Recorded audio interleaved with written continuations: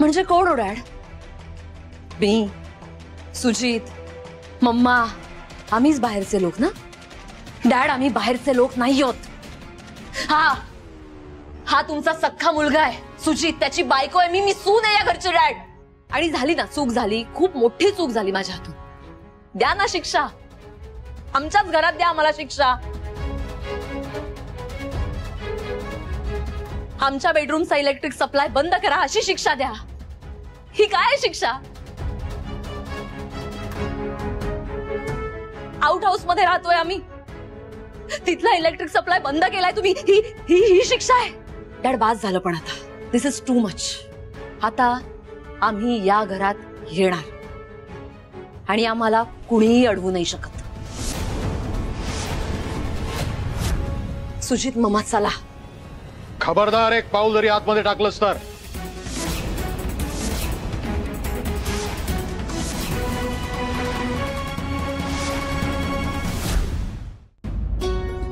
तुम्ही आज या घराच्या बाहेर आहात ते तुमच्या स्वतःच्या कर्मामुळे. आणि संचिता, हक्क वगैरेची भाषा करत असशील ना तर एक गोष्ट लक्षात ठेव, हा बंगला, ही प्रॉपर्टी बाप जाद्याची नाहीये, तर मी उभं केलंय इतके वर्ष घासून. तर मी हे साम्राज्य उभं केलेलं आहे. ह्या घरामध्ये कोण राहील कोण राहणार नाही हे ठरवण्याचा अधिकार सर्वस्वी माझा आहे.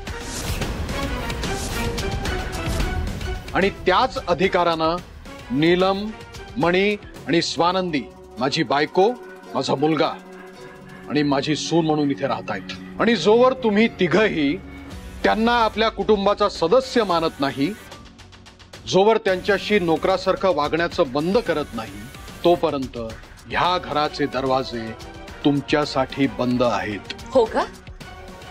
यांचा स्वीकार करायचा मी नातेवाईक म्हणून? माय फूट. डॅड, या घराचा कायदेशीर वारसदार माझा नवरा आहे सुजित, हा मणी नाहीये. त्यामुळे या घरात राहण्याचा पूर्ण अधिकार आहे आम्हाला. आम्ही या घरात राहणार. आणि असं जर झालं नाही ना तर मी पोलिसात कंप्लेंट करेन ना तुमची.